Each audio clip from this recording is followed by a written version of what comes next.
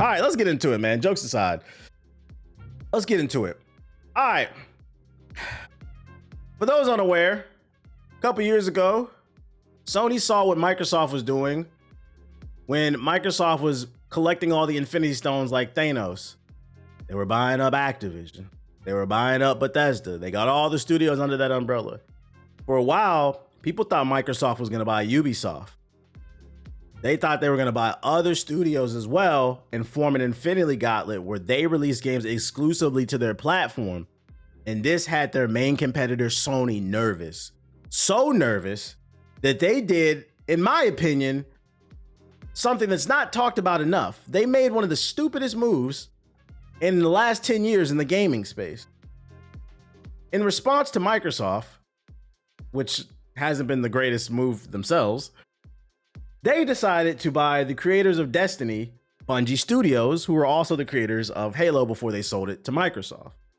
Now, the problem with Sony panic buying Bungie in response to Microsoft so they could have their own thing, because they wanted to get more into live service games, is reports came out a few months ago that Sony did not check the books on Bungie before purchasing them, meaning they didn't do an audit on their financials to find out if they were making profit. And not only did they not do an audit to make sure they were making profit, they didn't see the profit margins, because that matters too. They didn't know what. They just knew Destiny was popular. They said, we want live service games. So they cut a check for a few $1 billion. They overpaid the fuck. Off the blue chews, bub. Shout out to Ajax with the sub. They overpaid for Bungie like a motherfucker. And, you know, it ended up being one of the greatest finesses that we've ever seen in gaming history. They were reporting that the CEO of Bungie had 25 sports cars, man. And somehow not paying their fucking employees. That's the crazy part. I don't feel bad for Sony, because Sony is a corporation that got finessed by another corporation. That was the article that came out a few months ago. We have another one to follow up that states Sony took a $204 million hit as Destiny 2 falls short of expectations. Ladies and gentlemen, you need to learn the concept of diamond hands. Stop panic selling. Stop panic buying stuff. Do your research. Sony has confirmed that Destiny 2 has fallen short of expectations, forcing the company to record an estimated $204 million impairment related to Bungie assets. During its Q2 financial report of 2025 earning call, Sony acknowledged that the popular shooter's player engagement and revenue has been weaker than anticipated since the 2022 acquisition of Bungie for $3.6 billion.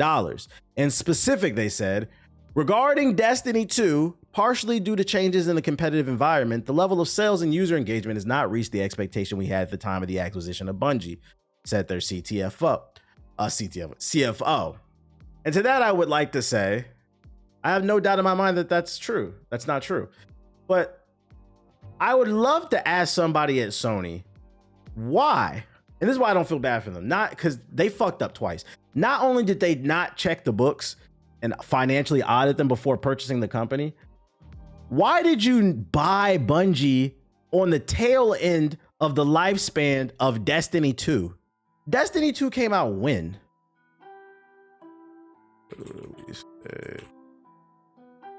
Guys, it's been almost 10 years Destiny 2 came out. Goddamn, I'm getting old. This shit came out almost 10 years ago.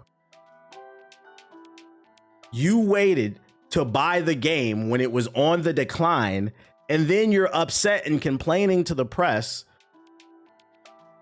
that you didn't make any money?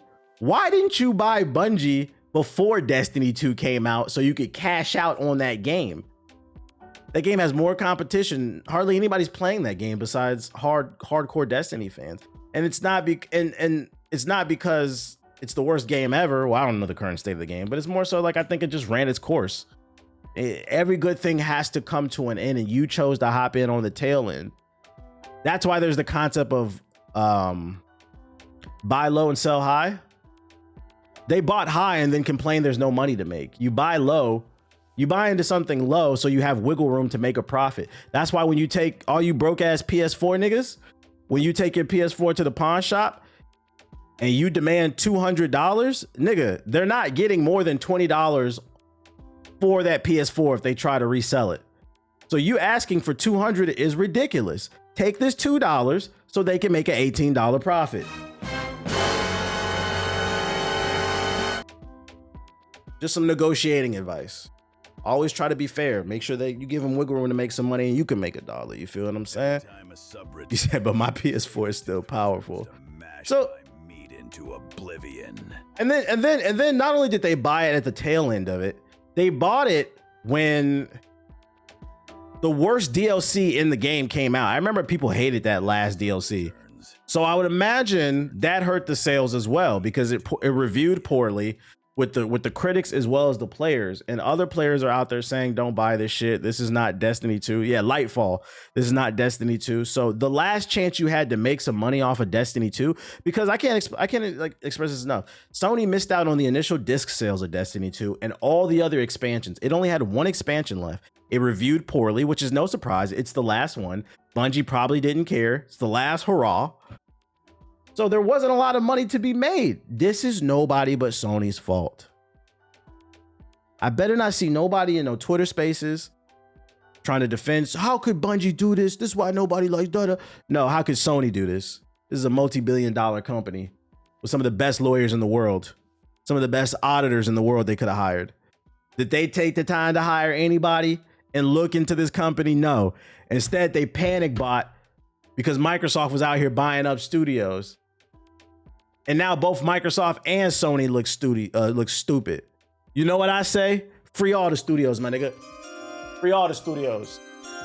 Except for Bethesda. They deserve their failure. World War Bethesda over here, but shout out to the Fallout TV show. That's good, though. When asked, Tao noted that Sony has downwardly revised the business projection for the time being and recorded an impairment loss against a portion of its assets.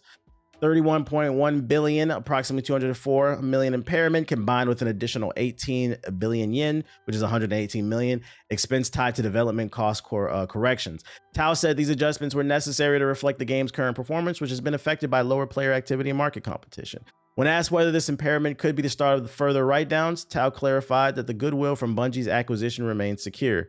This is an impairment loss of Bungie's intangible assets, she said. As for goodwill, that is supported by the whole game segment, so there will not be any impairment loss for goodwill. For this time, Destiny 2's game performance did not reach the expectations we had when we acquired Bungie. She added that future risks remain for both Destiny 2 and Bungie's upcoming shooter marathon. And this is the sad part, because the only real winner in this situation is the former CEO of Bungie. After he got his 25 cars and ran off like Sly Cooper, he ran off on the plug when he got his money for selling Bungie. Bungie is stuck with all this pressure on their back to produce for Sony because Sony wants more live service games. And to be 100%, y'all. Matter of fact, I want everybody to do me a favor right now. You dumb as hell if you actually do this shit, but just entertain the joke. I want you to pick up your phone right now and call your best friend and tell that nigga to pre-order Marathon right now. You know what your nigga gonna say? Pre-order Marathon? Only lame niggas say that shit. Ain't nobody buying that, bro. Ain't nobody fucking buying that game, bro. That alpha was not it. It was not it. And I don't know how much more they can change about that game to get people excited, because what they fail to realize is with these betas, these demos, first impressions is everything. People's is on that Arc Raiders. People's is on that Ghost of Yote. They on that Ninja Gaiden. They on the Battlefield 6, the Red Sec. Warzone is coming out. People don't have time to sit around and wait and hope that your game gets better. So you have to stick the landing the first time, and you didn't. And this puts Bungie in a really bad situation, because I'm curious if Destiny 2 is flopping for them after the acquisition, right? And Marathon is a Super Saiyan flop, like we have a Concord 2 type situation on our hands. If that happens, which I'm not wishing for it, I'm not wishing failure upon anybody. I'm just saying hypothetically, if that happens, I wonder if Sony looks at Bungie and considers dissolving them. And to that, I say, Because you never want to see people lose their jobs. You never want to see the people. This is just a bad situation. My homie's gonna say, what the fuck is marathon? Yeah, they probably gonna be like, nigga, marathon, let's just hit the weight room. What the fuck you want to run a marathon for? Sony is currently in the I hate my girl phase of the relationship. Yeah, they just dealing with her. Like, if this bitch don't hit the fucking gym, I swear to God, I'm done with her next month, bro. That's the type of shit, the energy that they're on. So let's keep an eye on this story. We're gonna continue to see how it plays out. But Sony is not happy currently with Bungie. And I'm not gonna lie, I don't feel like Bungie has an ace in the hole right now. They're not in a good position. Bungie is looking like the Washington Wizards of the gaming space, unfortunately. Other news. Another company that's probably not happy is Rockstar. According to this article, GTA 6 delay could cost Rockstar $60 million as insiders report the game is content complete. Take-Two Interactive sent the internet into a spin last week when it announced that GTA 6, by now one of the most anticipated game releases of all time, would be delayed another 6 months to November 19, 2026. Although some of us would say, we don't even know if that game, it could get pushed back to 2027. We don't know if that's a real date. Insider reports suggest that the delay will cost Rockstar as much as $60 million, while other reports claim the game is already content complete with the extra time needed for polishing and bug fixing. Can I just explain to y'all how much money $60 million? Do you know how much money you have to have stored up for you to be able to burn through $60 million and then still have the nerve to be a union buster and not give your employees a raise? Just some food for thought. You could just take that $60 million and give everybody a raise, make everybody happy, and then get the game out on time, which would also make gamers happy. Your employees are happy. The gamers are happy. You would be happy too, because you'd be generating money. But just some food for thought. Anyways. Insider Gaming's Tom Henderson revealed the cost of the delay in his November 8 podcast, as reported by Dextero. I got a number from a developer on this, and they think this is going to cost Take-Two $10 million a month extra now. So we're talking an extra $60 million, Henderson added. Henderson added that it could be as much as $100 million with additional costs factored in. So $60 million is the bare minimum number. It could be worse. While $60 million is a huge chunk of money on its own, it's a fairly insignificant sum in the context of GTA 6's projected $2 billion budget. Exactly. They're going to make so much money when the game comes out. And the game is expected to be a huge earner, propping up not just Take-Two's profits, but the entire gaming industry, because rising tides raise all ships. Translation, stop hating and start relating, nigga. Real shit. Yeah, listen.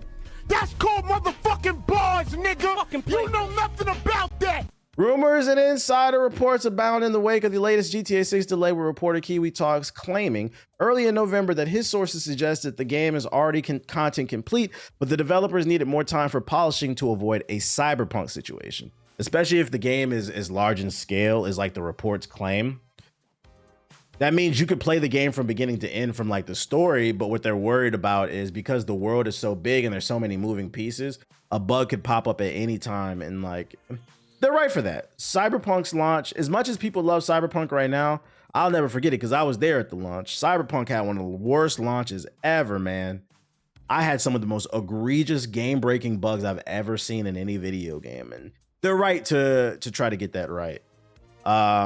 Kiwi Talks also on Twitter, in an attempt to squash rumors that the latest GTA 6 delay was related to the firing of a number of union-aligned developers in the UK.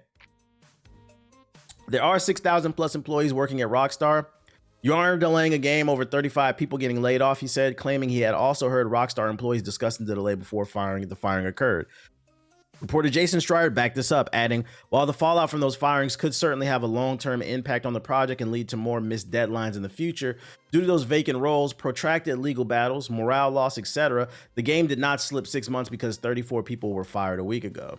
Yeah, it's not, 34 people is not going to slow down after like 6,000, but that doesn't change the fact that there are other employees out there demanding better pay in the UK. I still can't believe I beat the original Cyberpunk. It was rough.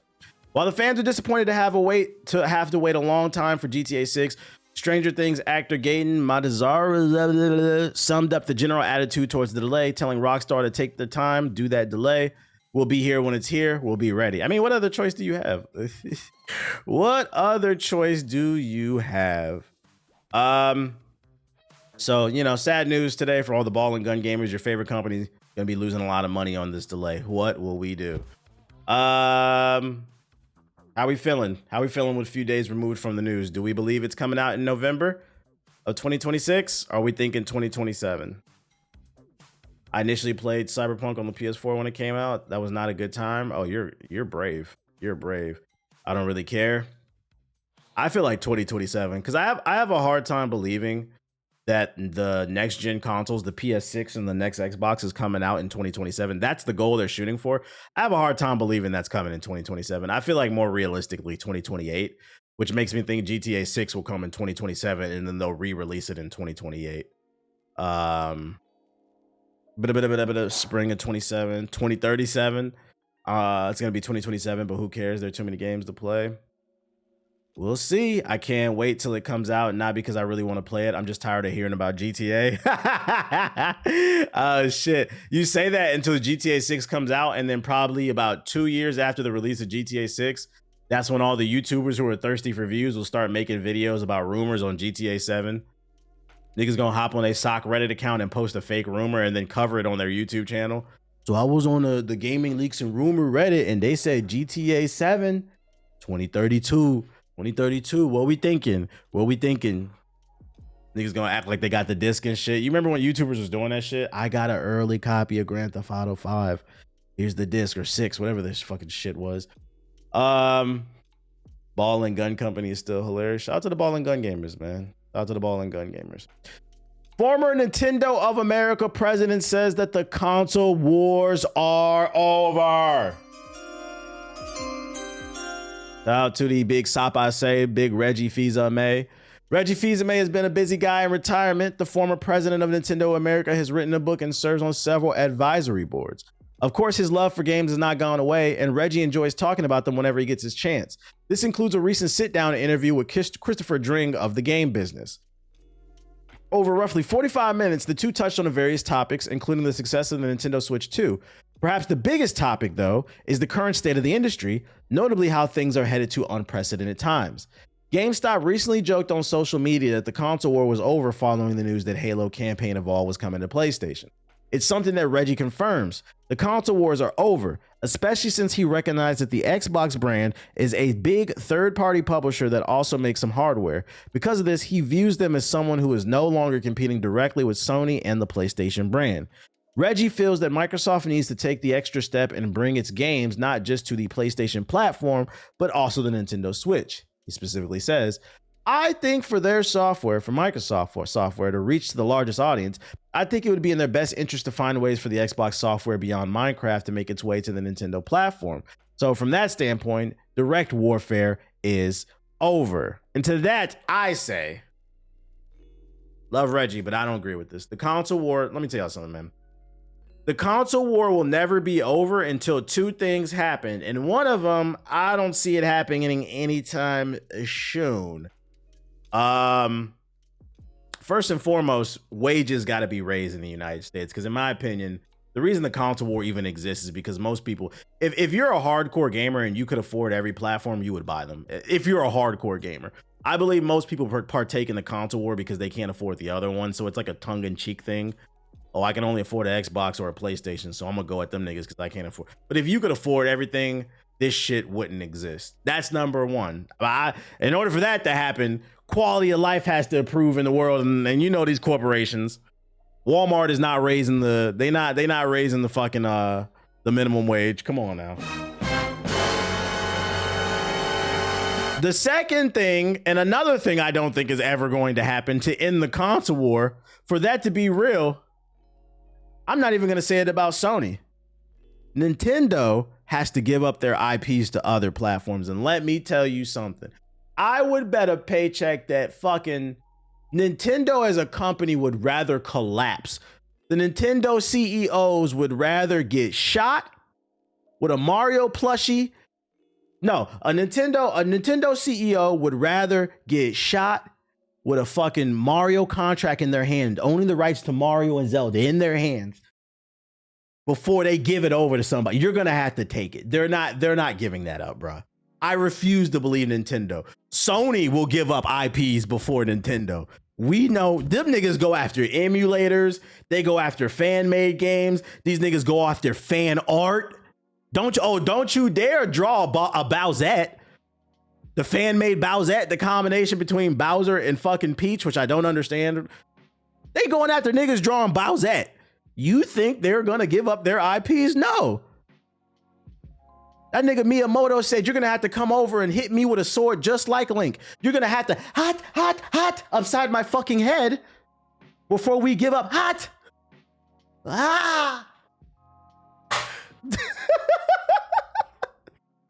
It's not happening. So the console war is it's never gonna fucking end because corporations are not gonna give up strong IPs. I don't believe that shit, bro.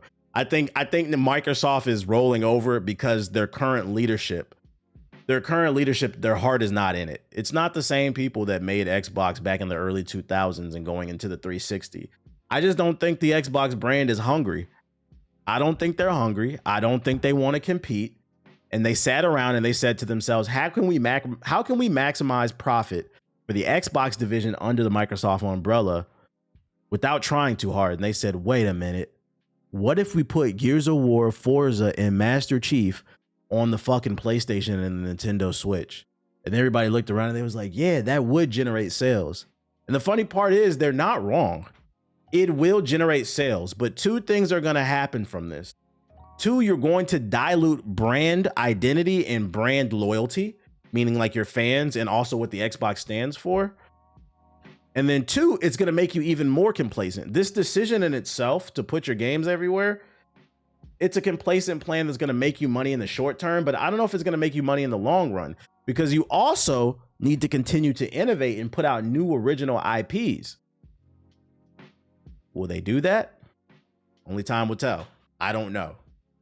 I don't know. I think they was betting on Activision a little too much. They thought Call of Duty was really that shit. And it's like, bro, not that fucking important. Call of Duty is not worth $30 a month just to rent. No, thank you.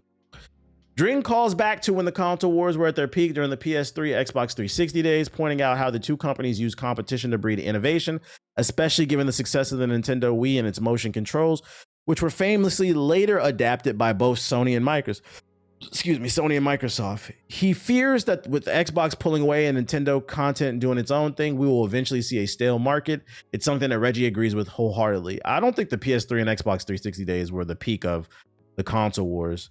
Because I feel like that was more like friendly competition. I feel like the peak of the console wars was like that PS2 era. Like they killed the fucking Dreamcast and like the GameCube and shit. I would say it was like the last hurrah for the console war, probably. Now it's more lighthearted, but I don't think it was the peak. Like kids on the playground used to really argue about that shit. Chill, TBH. Reggie just running a classic Trojan horse. He is. It's funny because Reggie retired from Nintendo, but low key, this is a play for Nintendo. He just doing little, you know, it sure would be great. Sure would be great if fucking you just you know, put your games over there. Nah, that was the PS4 era for the console war. Nah, PS4 is the beginning of the broke nigga era. It's not the console war. PS4 is the beginning of the COVID gamer, the loudmouth COVID gamer, the gamer who bought their first console during COVID because they were stuck in the house so they could play Fortnite all day and loves to watch the Game Awards and didn't play any of the games and run their fucking mouth about shit. That's PS4 is the dawn of the COVID gamers. Well, shut the fuck up. And upgrade it's the dawn. I'd argue PS4 is the dawn of the COVID gamer, the gamer who doesn't understand you are supposed to upgrade your consoles. You're not supposed to be begging for ports. You should be thankful anytime a game comes to an old console. Otherwise, shut the fuck up. You have a fucking teenager. Yo, shout out to Ash with the sub. Appreciate it. Yeah, they holding a PS4 right now. Please, please, please, man. He said the height of the conflict was the 360 PS3. That's funny the way you worded the height of the conflict. The PS4 was it was the Cold War type shit, bro. PS4 is the greatest console of all time. I don't agree with that. I do believe that competition, not only is it not the greatest console of all time, it's not even close. I don't even think it's close. I would put PS2, GameCube, 360, I throw the Dreamcast in there. Yeah, PS4 is not even in my top 5. Nah, it's not. But I didn't have the PS. I might do Super Nintendo. Yeah, I might do Super Nintendo. Nah. But oh, N64. Yeah, N64 was a class. It's gonna change from person to person. PSP could be in there.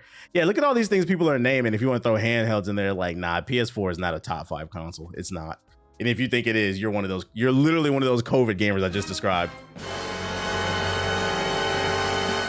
I'm so young, so I barely experienced the PS2. That's a perspective too. I can see that.